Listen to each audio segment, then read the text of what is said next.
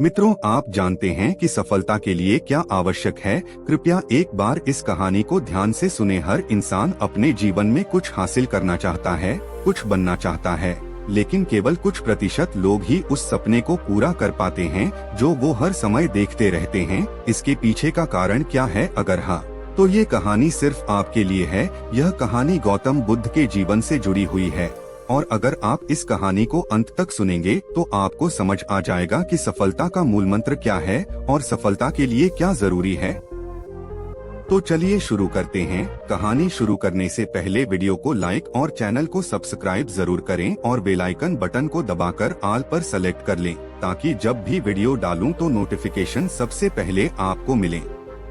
तो चलिए बढ़ते हैं कहानी की ओर। नमस्कार दोस्तों, आप सभी का स्वागत है Hindi life line story 2.0 YouTube channel में। दोस्तों, एक बार गौतम बुद्ध अपने कुछ भिक्षुओं के साथ एक गांव से होकर गुजर रहे थे, और उस गांव में पानी की बिल्कुल भी व्यवस्था नहीं थी, जिसके कारण लोगों को पानी लाने के लिए अपने गांव से दूर जाना पड़ता था। उस गांव के पास एक बहुत बड़ा मैदान था, जिसमें कई छोटे छोटे गड्ढे खोदे गए थे। जिज्ञासावश बुद्ध के भिक्षुओं में से एक ने गौतम बुद्ध से पूछा कि इस भूमि पर बनी गड्ढे का क्या उपयोग है। अपने भिक्षु का प्रश्न सुनकर बुद्ध मुस्कुराते हुए कहते हैं, मेरे प्रिय भिक्षु, इस गांव में पानी की बहुत बड़ी समस्या है, और यही कारण है कि इस गांव के लोगों ने पानी की तलाश में ये छोटे छोटे गड्ढे खोदे हैं। जवाब सुनते ही बौद्ध भिक्षु वहां दौड़ पड़ता है और उन गड्ढे में पानी ढूंढने लगता है, परंतु उस बौद्ध भिक्षु को उन गड्ढे में पानी की एक बूंद भी नहीं मिली।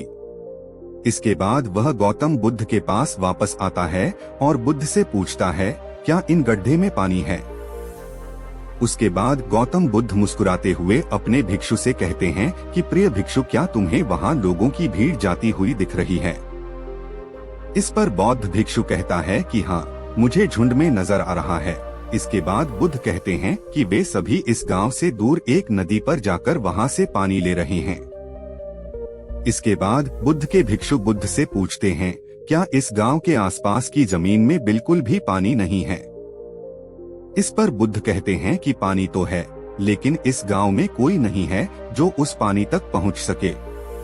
इसके बाद बौद्ध भिक्षु कहता है कि बुद्ध, मुझे कुछ समझ में नहीं आ रहा।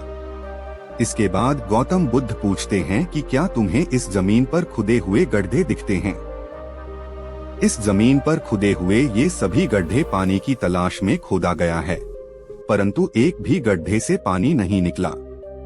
आप जानते हैं क्यों? क्योंकि मेहनत तो हुई, लेकिन सही दिशा में नहीं हुई।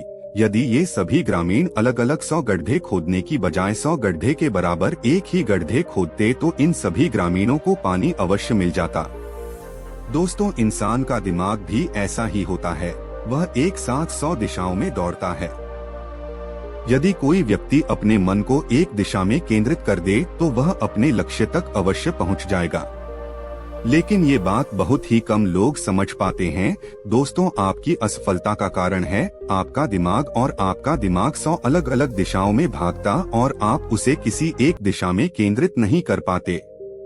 जब तक आपका मन पूर्ण एकाग्रता के साथ किसी एक दिशा में न चले, तब तक आप अपने लक्ष्य तक नहीं पहुंच सकते, और तब तक आप चाहे कितनी भी कोशिश कर ले, सफल नहीं हो सकते। यदि कोई व्यक्ति अपने लक्ष्य को प्राप्त करना चाहता है, इसलिए उसे अपने दिमाग को एक ही दिशा में केंद्रित करना चाहिए, क्योंकि कठिन परिश्रम करना व्यर्थ है यदि यह सही दिशा में नहीं किया गया। दोस्तों, सफलता की कुंजी क्या है? कहानी से हमें यह सीख मिली कि कड़ी मेहनत बेकार है अगर वह सही दिशा में न की जाए। आपने हमसे सुना है कि सफलता की कुंजी क्या है। अगर कहानी आपके लिए उपयोगी साबित हुई हो तो कृपया इसे अपने दोस्तों के साथ शेयर करें। यदि कोई व्यक्ति अपने लक्ष्य को प्राप्त करना चाहता है, इसलिए उसे अपने दिमाग को एक ही दिशा में केंद्रित करना चाहिए, क्योंकि कठिन परिश्रम करना व्यर्थ है यदि इसे सही दिशा में नहीं किया गया। कहानी कैसी लगी कमेंट में जरूर बताएं। धन्यवाद।